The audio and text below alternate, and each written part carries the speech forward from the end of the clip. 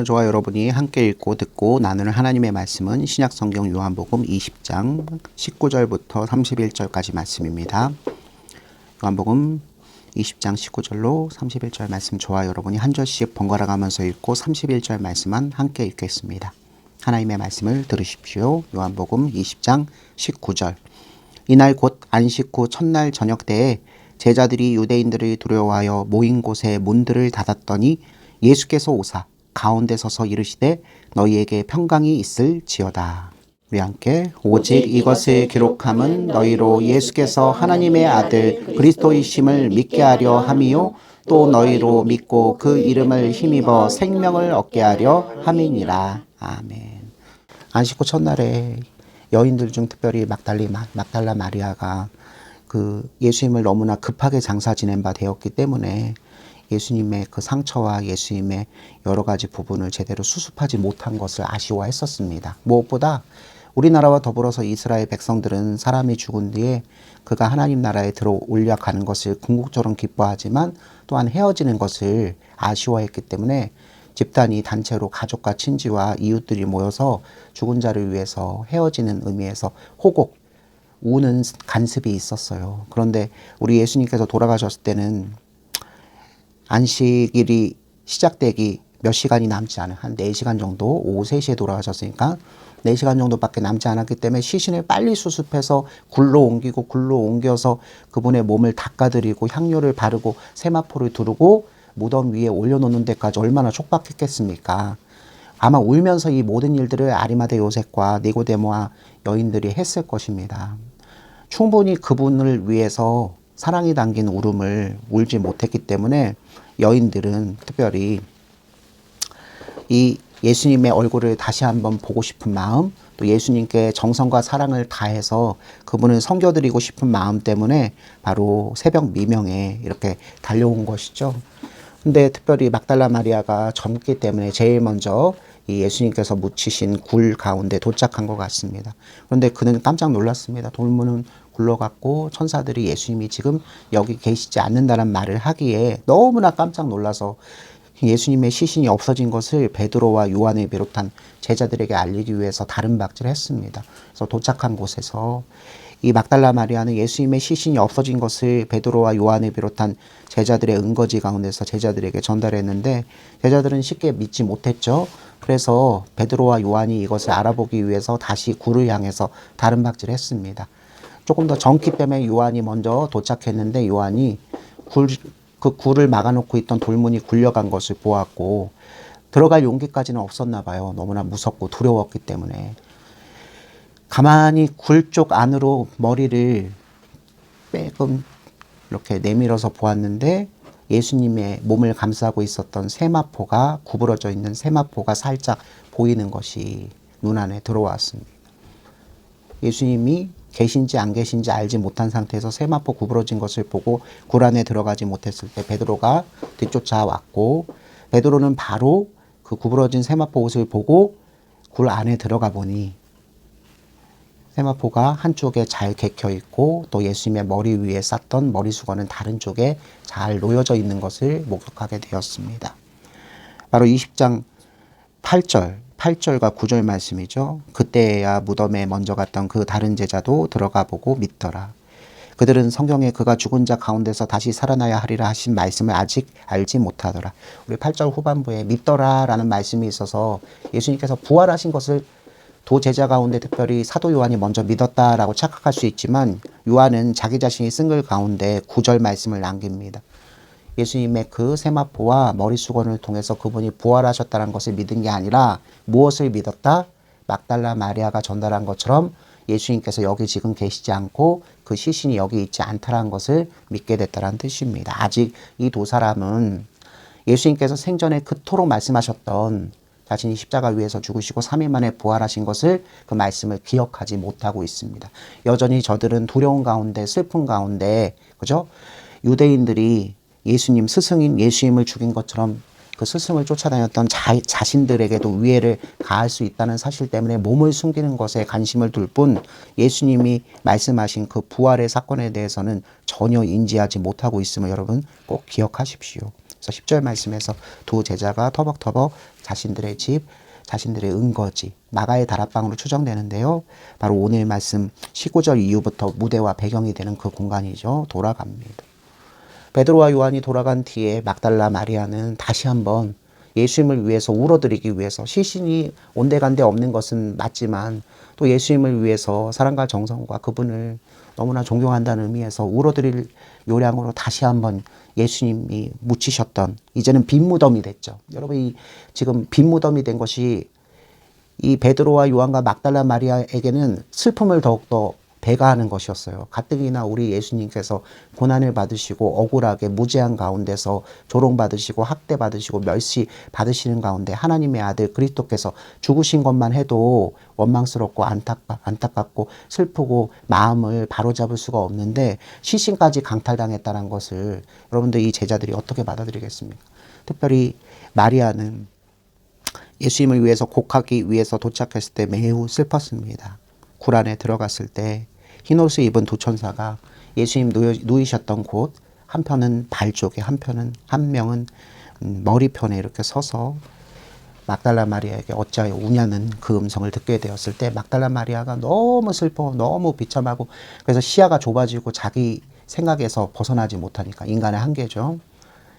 자기에게 말하고 있는 것이 영적인 존재, 천사인 것을 알 수가 없었습니다. 무덤 근처에서 말을 걸어오는 사람이니까 무덤을 관리하는 사람, 동산지기가 아닌가 생각하고는 우리 예수님의 시신이 어디로 갔는지 혹시 동산지기이신 당신은 아십니까? 어디로 옮겼습니까? 나한테 말씀해 주셔서 라고, 내가 가져갈 테니까 제발 좀 말씀해 주세요 라고 얘기했을 때 예수님께서 특별히 평상시에도 막달라 마리아를 부르던 그 사랑스러운 목소리로, 그럼 막달라 마리아는 특별히 7개 신이 든 정신의 문제를 가지고 있었잖아요. 귀신 들림의 문제 때문에 평생 사람들한테 손가락질 받고 이웃들에게 항상 문제를 일으킬 소지를 가진 사람으로서 소외를 당했던 경험을 했던 사람인데, 이 문제를 바로 잡아주시면서 다시 새롭게 태어나게 하신 분 예수님에 대해서 얼마나 큰 감사와 기쁨과 사랑의 마음이 있겠습니까? 근데 그 음성이 다시 들려오는 겁니다. 너무 충격적인 것이죠. 다시는 들을 수 없는, 십자가 위에서 물과 피를 다 쏟으시면서 내 영혼을 아버지 손에 맡겨드립니다 하는 그 마지막 음성을 들은 지 몇 시간이 되지 않았는데, 사실 3일이라 얘기했지만 엄숙하게 따지면 시간으로는 30시간에서 약 40시간밖에 흐르지 않은 것입니다. 하루하고 반나절 정도 흐른 것에 지나지 않거든요.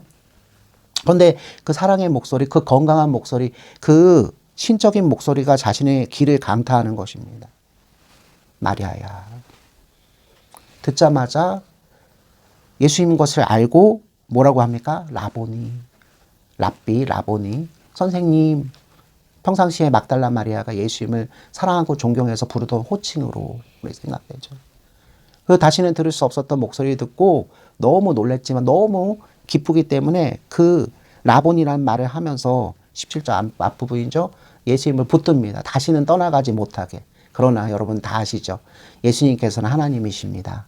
그분이 아무리 사랑하는 백성들, 여러분 마리아와 마르다와 여러분 그의 오빠 나사로가 큰 어려운 일을 겪었을 때, 나사로가 죽었을 때 예수님께서는 즉시로 가지 않으시잖아요.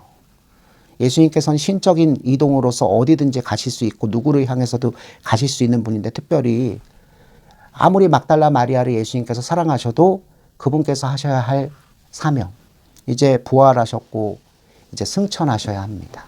이 승천은 다 누굴 위한 것입니까? 예수님 자신을 위한 것이기도 하지만 예수님이라는 포도나무의 가지로 붙어 있어서 열매를 맺는 그의 백성, 성도들을 위한 것이잖아요. 그 처소를 마련하고 하나님 나라를 이 땅 가운데 오게 하시기 위해서 하나님 보좌 우편으로 올라가셔서 하나님 나라와 이 지상세계를 성령으로 지배 통치하시면서 우리를 위해서 재림하시는 그 날을 만드시기 위해서 이제 가셔야 합니다. 여러분, 지금 여기 예수님께서 계시지 않는 것이 절대 불행한 일이 아닌 거예요. 여러분 가운데 어려움을 겪고 슬픔을 겪고 해결할 수 없는 일을 겪는 사람들이 가끔 지금 여기 예수님께서 눈에 보이시고 나의 머리에 손을 대주시고 나의 아픈 마음을 쓰다듬어 주시면서 조금이라도 말을 들어주시고 또 화답해 주신다면 얼마나 좋을까라는 생각을 많이 하시는데요. 사실 사람으로서는 그 생각이 잘못된 것이 아니죠. 내가 사랑하는 사람을 내가 꼭 붙들고 그를 통해서 위로받고 그를 통해서 새 힘을 얻는 것이 잘못된 것은 아니지만 예수님께는 더 큰 대의가 있었잖아요. 바로 이제 예수님의 죽음과 예수님의 부활을 통해서 새 생명을 받게 되는 이 당신의 택함 받은 백성들을 영원히 살 수 있게 하는 오는 나라, 이미 왔지만 우리가 부분만 맛보고 있고 완전히 맛볼 그 하나님 나라와 그 예수님께서 먼저 누리시고 받으시고 계신 그 영광을 그의 백성도 함께 맞이하게 하기 위해서 오시게 하는 그 하나님 나라를 위해서 일단 예수님께서 먼 길을 떠나셔야 합니다. 다시 그분이 오셨던 그 찬란한 하나님 나라 그 별을 향해서 예수님께서는 가셔야 되잖아요. 그래서 17절에서 예수님께서 막달라 마리아가 꼭 붙들고 놓지 않으려고 하자. 그 마음을 다 아시죠. 나를 너무나 사랑하고 다시 살아난 나를 너무나 사랑하고 다시는 놓치고 싶지 않은 그 마음 때문에 붙들고 있는 것을 아시지만 그거보다 더 큰 것을 가르쳐 주시기 위해서 막달라 마리아야 진정하고 내 형제들한테 가서 내 아버지, 너무 중요한 말씀, 내 아버지, 여기서 확장되죠. 예수님의 아버지뿐만 아니라 예수님 안에 아버지께서 계시고 예수님 안에 우리가 함께 있다면, 연합한다면, 예수님 안에 성도들이 연합한다면 이제 하나님 아버지는 예수님의 아버지뿐만 아니라 누구의 아버지다? 사도들의 아버지요. 사도들을 통해서 복음을 들은 성도들 교회의 아버지인 것을 예수님께서 직접 선포하세요. 막달라 마리아야, 내가 너를 지금 만난 이유가 이거야. 베드로와 요한을 비롯한 훗날에 복음을 전파할 모든 형제들에게 가서 중요한 말씀. 내 아버지, 곧 너희 아버지, 내 하나님, 곧 너희 하나님께로 내가 이제 곧 승천한다는 사실을 꼭 말하여라. 너무 중요한 사실이죠. 제가 승천이 얼마나 중요한 것인지 우리가 예수님의 십자가 죽음, 예수님의 부활까지 중요한 걸 잘 알아요. 그리고 기뻐해요. 그죠? 그래서 고난주간도 잘 보내고 부활절도 잘 지내요. 그런데 우리가 그 뒤의 사건을 잘 기억하지 못하면 우리 현재의 고통스럽고 어려운 시기에 우리가 인내하면서 신앙생활할 수 있는 근본적인 힘을 받을 수가 없어요. 바로 무엇이다? 예수님께서 우리 영원히 거할 처소를 마련하시기 위해서 지금 어디? 하나님 보좌 우편으로 올라가신 이 승천의 사실을 우리가 기억하지 못하면 우리는 우리 힘으로 인내하고 우리 지혜로 우리가 이 세상의 어려움을 뚫고 나가는 잘못을 범할 소지가 굉장히 높거든요. 그런데 예수님께서는 도리어 내 아버지는 너의 아버지가 되시고 내가 지금 이곳에 있지 않을 때도 아버지와 나로부터 오는 성령을 통해서 너희들 마음속에 말씀을 심고 심겨진 말씀이 싹 튀어서 너희 불의한 마음의 동기를 깨뜨리고 하늘로부터 오는 진실과 진리와 거룩함과 의로움의 마음의 동기를 심어서 이제 누가? 예수 그리스도의 이름으로 기도하고 예수 그리스도의 이름으로 복음을 전하는 너희들이 무엇? 사명을 맡은 자 되어서 하나님 나라의 지경을 넓히는, 즉 이 말씀이 이제 바로 이어지는데요. 이건 이제 순서대로 원래 했어야 되는 거지만 미리 땡겨서 말씀을 드릴게요. 바로 22절과 23절 말씀. 21절부터 23절 말씀이 승천의 유익이거든요. 예수님께서 승천하시면서 우리에게 주시는 바로 사명을 주시면서 세상 사람들에게 보내죠. 왜냐하면 이 제자들은 예수님을 만났을 때 그 두려움, 걱정, 근심이 사라지고 도리어 무엇? 평강과 기쁨을 선물 받으면서 그 평강과 기쁨으로 주체하지 못하여서 자신들의 모임만 만드는 것이 아니라 그 평강과 기쁨이 주님께 있다는 사실을 알리게 하시기 위해서 예수님께서 사명을 주시고 제자로서의 사명을 주시고 복음 증거자 하나님 나라의 전권 대사로서의 사명을 주시고 세상으로 나가서 똑같은 평강과 똑같은 기쁨과 똑같은 생명을 누릴 수 있게끔 말씀을 전파하는, 또 그 말씀대로 살아가서 이 세상 가운데 죽을 뻔한 사람들을 하나님 뜻대로 택하신 백성들을 살리는, 그 살리는 일이 특별히 성령을 받고 제사함의 은총을 부여받는 것으로 여기 기록되어 있어요. 참 특별하죠. 요거는 조금 있다가 우리가 더 세부적으로 말씀을 좀 나눠보도록 하겠습니다. 어쨌든 막달라 마리아는 나를 붙들지 말고 내 형제들에게 가서 내 아버지 그리고 너희의 아버지 내 하나님 너희의 하나님께로 내가 올라갈 것이다 라는 말씀을 전하라는 이야기를 듣고 또 한 번 다른 박수를 칩니다. 그리고 은거지로 와서 다시 베드로와 요한에게 그 말씀을 전했지만 누가복음과 마가복음, 마태복음을 참고하시면 돼요. 베드로와 요한은 막달라 마리아의 말을 듣고 전혀 감흥이 생기지 않았습니다. 막달라 마리아가 전에도 7 귀신 들린 그런 사람이었기 때문에 오늘도 헛것을 너무나 슬퍼서 너무나 두려워서 환영을 본 것이 아닐까. 쉽사리 그의 말을 다 믿어주지 못한 것 같아요. 그래서 그 은거지에 같이 있었던 이름 모를 제자 중 특별히 누구? 글로바. 이름 모르는 제자 글로바와 그 글로바의 아내가 될 수도 있고 아니면 글로바와 고양이 같은 다른 제자 한 명은 결국 아침이 지나 점심 무렵에 이 은거지를 떠나서 자신의 마을로 돌아가게 되는 것이죠. 우리가 지난 2주 전에 나눴던 부활절 말씀이 여기 중간에 사실은 삽입되는 것입니다. 그런 가운데 특별히 베드로와 요한을 비롯한 아직 남아있는 제자들은 여전히 슬펐고 여전히 비참했고 여전히 두려웠습니다. 3일 전에 일어났던 일에 대한 그 충격을 전혀 극복하지 못한 상태로 저녁을 맞았습니다. 대제사장과 본디오 빌라도가 보낸 군병들이 자신을 찾아내서 예수님의 시신을 어디다가 훔치고 어떻게 처리했는지를 물어올까봐 사실은 자신들이 그런 것이 아닌데도 시신을 강탈하고 예수님께서 부활하신 것으로 꾸며서 사람들을 현혹시킬 사람들로 유죄선언을 받을 수 있다는 걸 충분히 알았기 때문에 두려움에 떨면서 모여 있었어요. 그런데 19절 예수님께서 그들 가운데 문이 꽁꽁 닫혀 있는데 그 문과 벽을 뚫으시고 제자들이 모여있는 방 가운데로 나타나셨습니다. 그리고 나타나신 가운데 예수님께서 처음으로 선언하신 말씀이 그 유명한 말씀 바로 무엇입니까? 너희에게 평강이 있을지어다. 여러분 이 제자들이 평강이 어디 있습니까? 불안하죠. 두려움에 차 있죠. 기쁨이 어디 있습니까? 슬픔이 가득하죠. 의심이 가득하죠.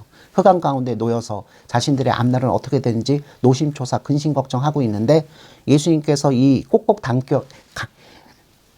잠겨있는 이 문을 뚫고 오셔서 즉시로 하시는 말씀이 너희에게 평강이 있을지어다 라는 말씀인 건 굉장히 의미심장한 말씀입니다.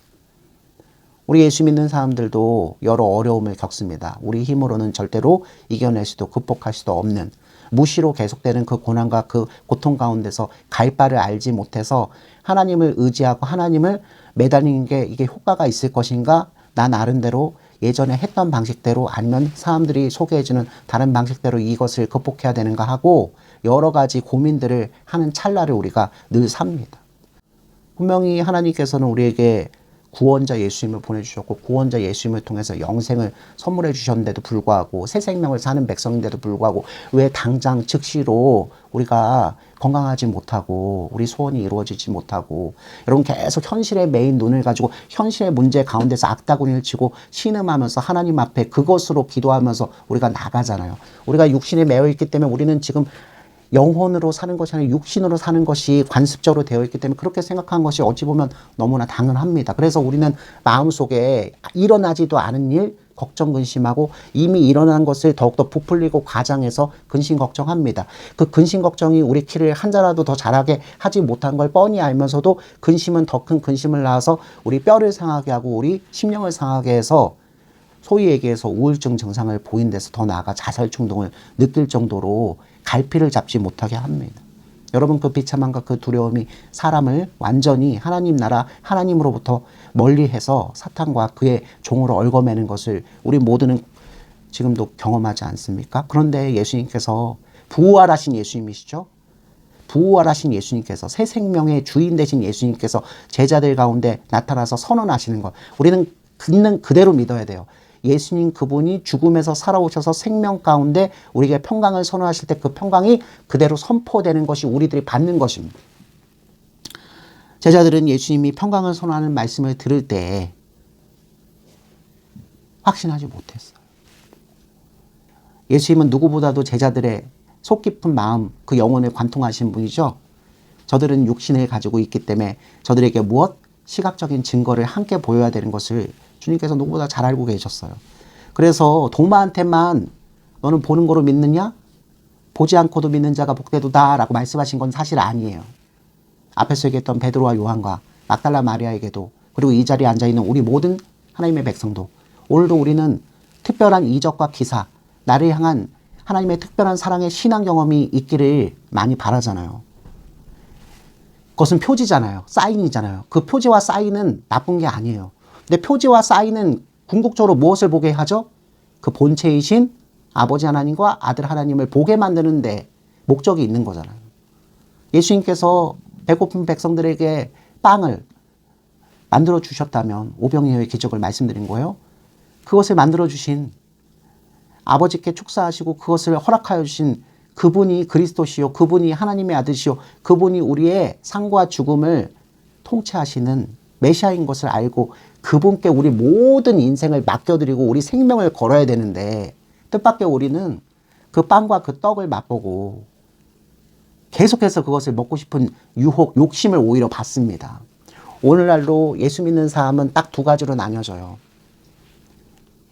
예수님을 통해서 그 특별한 섭리, 그 이적과 기사가 더 이상 베풀어지지 않는다면 그 예수님을 떠날 자와, 그럼에도 불구하고 그리 아니하실지라도, 여러분 하박국 선지자가 우리 모든 신앙인들이 오늘날도 고백해야 되는 그 믿음의 노래를 우리에게 전수해 줬어요. 그리 아니하실지라도.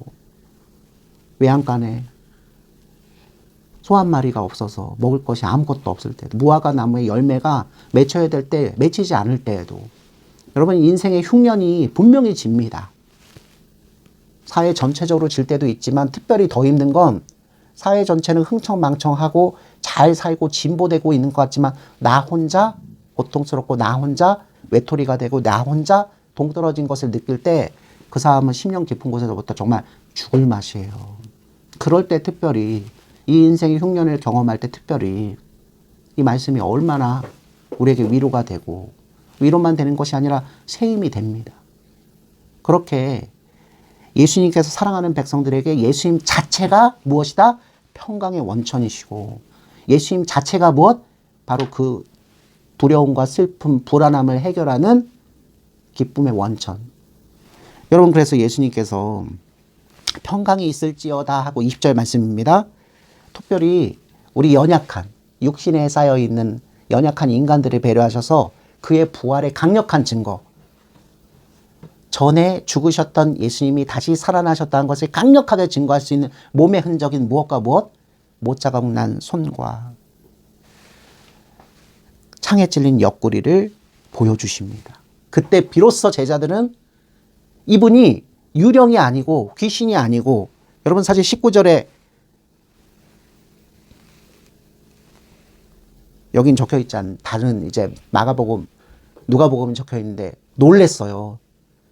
당황했어요. 아니 충격을 받았어요. 아니 무서워했어요.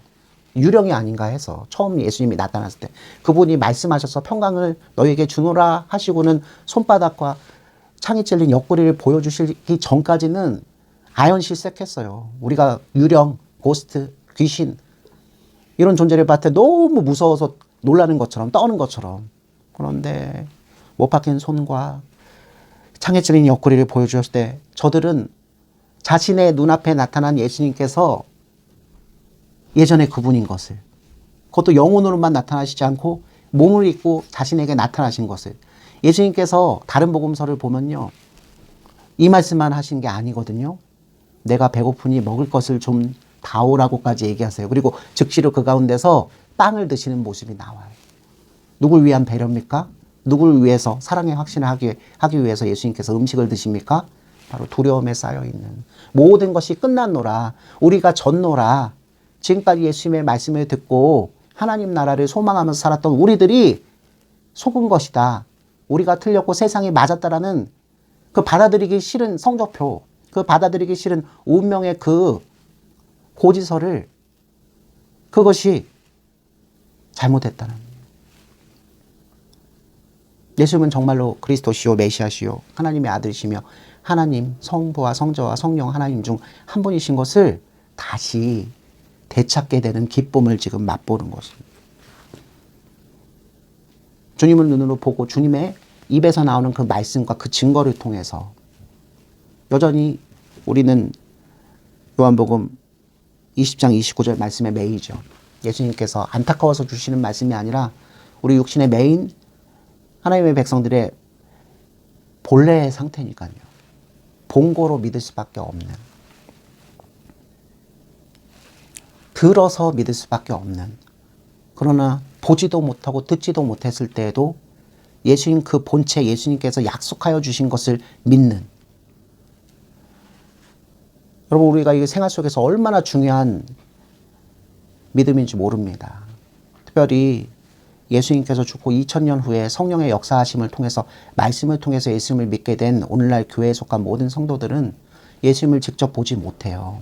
여러분들이 아무리 열심과 정성을 가지고 1년 365일 새벽 예배, 그것도 모자라서 삼각성 기도원에 가서 작정 40일 기도해도 예수님을 실존으로 만나지는 못해요.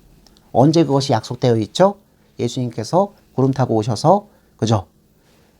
우리를 받아주시는 그 재림의 날이 되기 전까지는 우리가 새 육신을 입어서 새 나라에서 살게 되는 그때까지는 내 눈앞에서 예수님의 현현을 볼 수는 없어요. 그러나 예수님께서는 오늘날 그의 백성들과 교제하시기 위해서 그의 백성들과 연합하셔서 이미 이 지옥 같은 세상 가운데서 하나님 나라가 도래했고 하나님 나라의 지배와 통치를 받으며 그 하나님 나라 가는 순례길을 의연하게 걸어가게 하기 위해서 아버지와 아들로부터 보내시는 성령 하나님을 통해서 말씀의 씨앗이 심어져서 심어진 말씀으로 인해서 우리가 거듭나서 심어진 말씀 때문에 우리가 이 불의한 세상 가운데서도 의로움으로 그 사랑스러움으로 살아가면서 하나님께 영광을 돌리게끔 분명히 하십니다. 어쨌든 예수님께서 나타나셔서 두려움에 차 있었던 슬픔에 차 있었던 그 제자들에게 손과 발을 보이시고 옆구리를 보이시면서 기쁨을 회복하게 하시거든요. 이제 23절 말씀을 보세요. 다시 한번 평강을 선언하시죠. 한번 읽어봅시다. 21절 말씀 시작. 예수께서 또 이르시되 너희에게 평강이 있을지어다. 아버지께서 나를 보내신 것 같이 나도 너희를 보내노라. 근데 이 예수님께서 제자들에게 선물해 주신 예수님께서 살아나셨고 예수님께서 부활하셨고 그래서 예수님께서 생명의 주인 되시고 그 믿는 자들도 그 생명을 나누어 간다는 사실 때문에 평강과 기쁨을 다시 되찾게 된 이 주의 제자들에게 너희들만 그 평강과 그 기쁨을 가지면 무엇하니? 너희들만 그 기쁨과 평강을 갖고 사랑스러운 모임, 교회 울타리의 모임을 가지면 뭐하니? 이제 너희로 하여금 평강과 기쁨을 내가 되찾게 해줬으면 그 평강과 기쁨을 나누기, 넘치는 평강과 기쁨을 나누기를 원하셔서 예수님께서는 당신께서 어디에서부터 누구에게 파송된 것처럼 당신께서 하나님 나라에서 아버지 하나님의 이름으로 파송돼서 복음을 전하신 것처럼 예수님을 통해서 평강과 기쁨을 얻은 그의 백성들, 그의 제자, 그의 성도들, 그의 교회가 다시 어디로 나아가?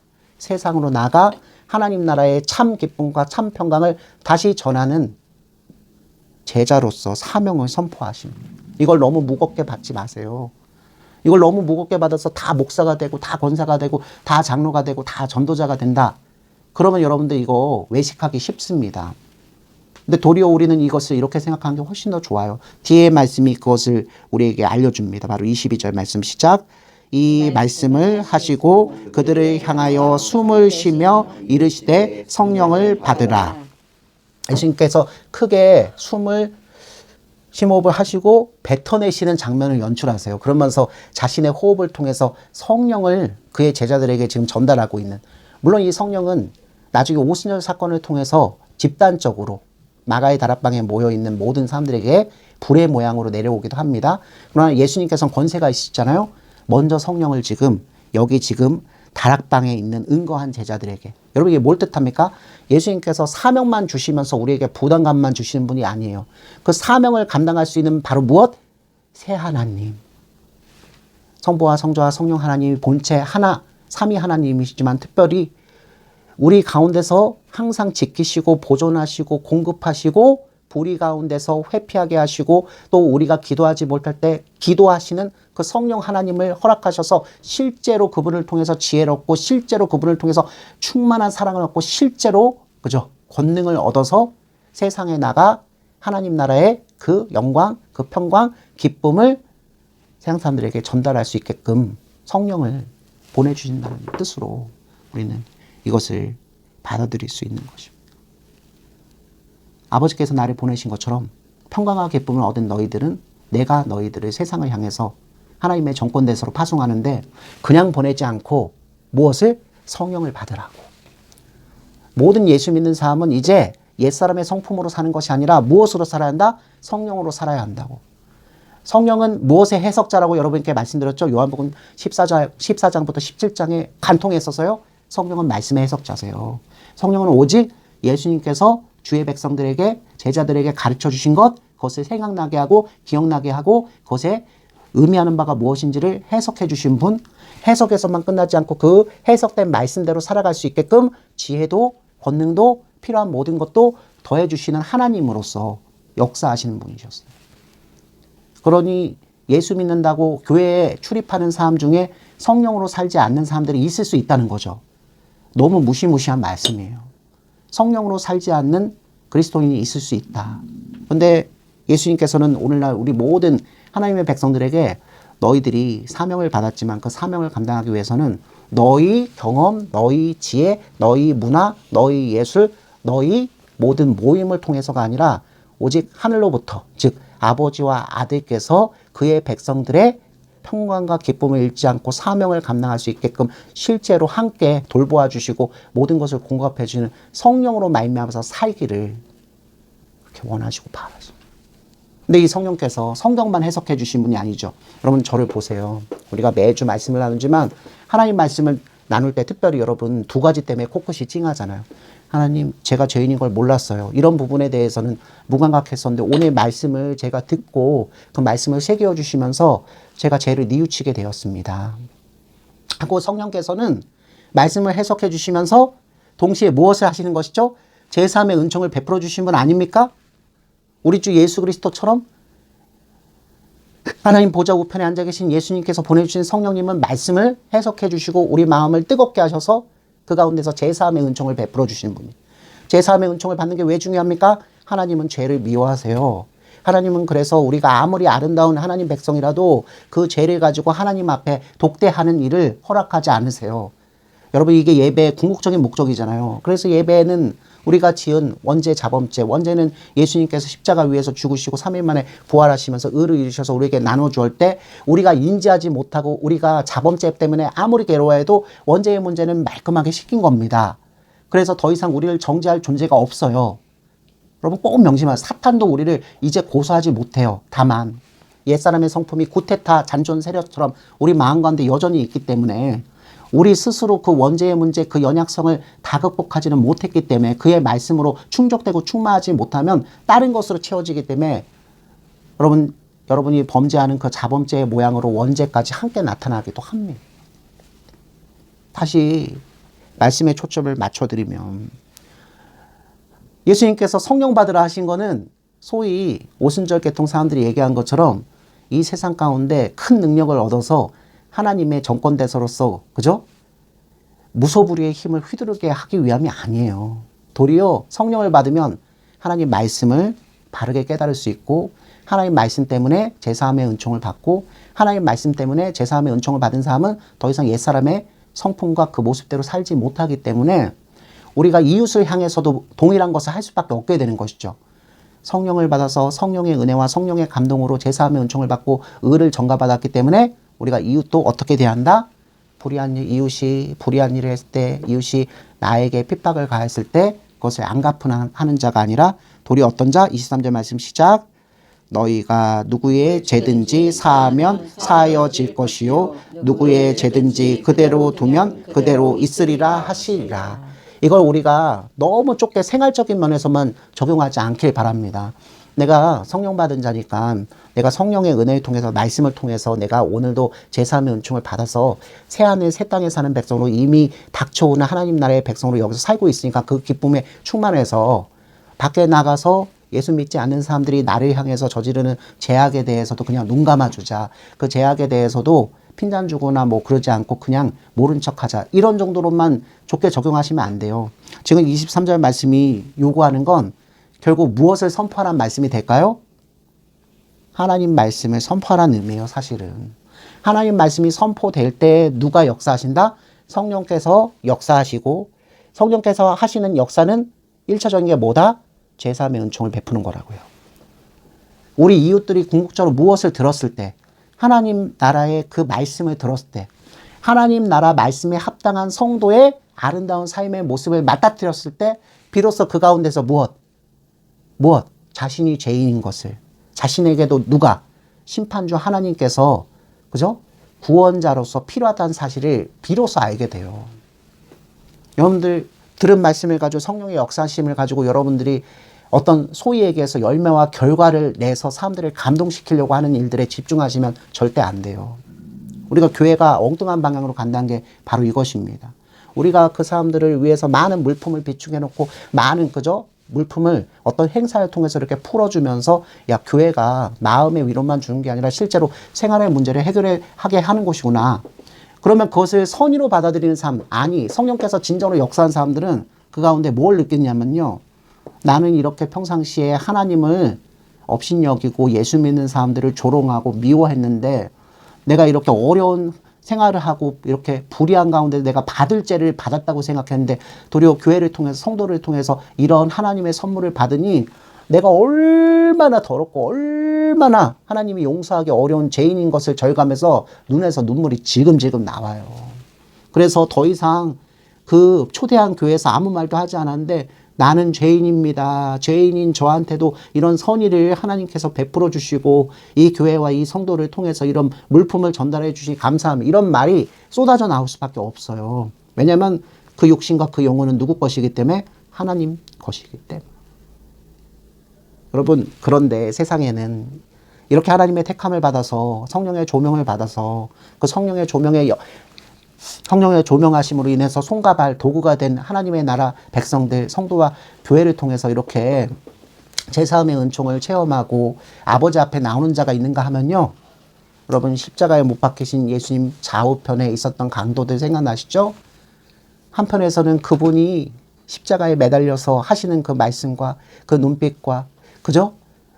그걸 보고 하나님인 것을 하나님의 아들인 것을 확신해서 그분께 자신의 마지막 운명을 일생을 맡겨드리는가 하면 나머지 한편에 있었던 강도는 여전히 조롱하고 멸시하고 네가 하나님의 아들이거든 십자가 밑으로 내려가 보고 나를 구원하라고 그렇게 욕을 합니다. 여러분이 베푸는 그 선의와 교회를 통해서 베풀어지는 모든 물질을 통해서 성령의 역사하심을 통해서 제사함의 은총을 받아서 구원받을 사람이 있는가 하면요. 그렇지 않은 사람들도 있습니다. 우리가 이것을 잘 생각하지 못하면 교회가 자꾸 그 일에만 집중하게 돼요. 소위 얘기해서 이웃 초청잔치, 생명잔치 이런 것에 너무 집중하게 돼요. 분명히 해야 하는 일입니다. 왜냐면 복음을 듣게 하고 그 들은 복음 가운데서 성령이 역사하셔서 제사함의 은총이 베풀어준 지금 이 말씀 같은 일들을 위해서 우리가 주님의 손과 발이 되는 교회로서의 역할, 사명에 충성을 다해야 되는 건 맞아요. 그런데 인간적인 눈으로 거기서 우리가 열매를 맺으려고 하면 안 됩니다. 그렇게 열매를 잘못 맺으면 그래서 교회가 물품을 제공하고 이 사람들 생활을 건설해주고 직장을 그죠? 갖게 해주고 그래서 그것 때문에 계속 교회를 애용하는 사람들을 계속 만들게 되면 우리 주님은 우리 주님께 대한 관심, 자신의 영혼의 제사함의 문제에 대한 관심은 전혀 없고 점점 교회에게 성도들에게 무엇만을 요구하는 복지만을 요구하는 대지하는 사람들을 여러분이 분명히 만나게 될 것이고 그것은 애초에 누가 잘못한 일이다? 교회와 성도가 예수님의 이 제사함의 은총을 베푸는 성령의 사역의 본질을 잘 알지 못하고 아니 알고 있음에도 불구하고 교회의 자리를 채워놓고 교회의 세력을 만들려고 하는 하나님 나라의 마음이 아니라 이 세상의 옛사람의 마음에서부터 그것이 시작된 것임을 우리가 알 수 있어요. 전혀 반대편에서 그러니까 그거는 하면 안 되지 라고 손가락질만 할 것은 전혀 아니잖아요. 분명히 나가서 전해야 합니다. 분명히 나가서 그 착한 행실과 그 행실에 맞는 좋은 물건들 살 수 있는 기회들을 우리가 제공하는 건 하나님이 원하시고 바라신 일입니다. 그러나 그것을 통해서 성령께서 역사하시길 바라세요. 항상 선물 하나를 하면서 또 기도 한 주를 하면서 하나님 오늘 제가 드린 기도, 제가 이분께 드린 이 선물을 통해서 저 분이 하나님 나라에 착 붙잡히길 원합니다. 성령님 역사하여 주옵소서. 저 이름도 모르고요. 저분도 제 이름을 모르지만 나중에 하나님 나라 갔을 때 하나님 나라 백성으로서 나의 형제가 되었을 때 그때 그 형제가 건네준 물건 때문에 그때 그 형제가 나를 위해서 해줬던 그 기도 때문에 이 일이 시작되었노라 라는 것을 지금은 모르지만 나중에 예수님께서 재림하셔서 새하늘과 새 땅을 우리에게 주셨을 때는 알게 될 것 아닙니까 하고 그렇게 기도할 줄 아는 우리 모든 하나님의 나라 백성들이 되기를 주님의 이름으로 축원합니다.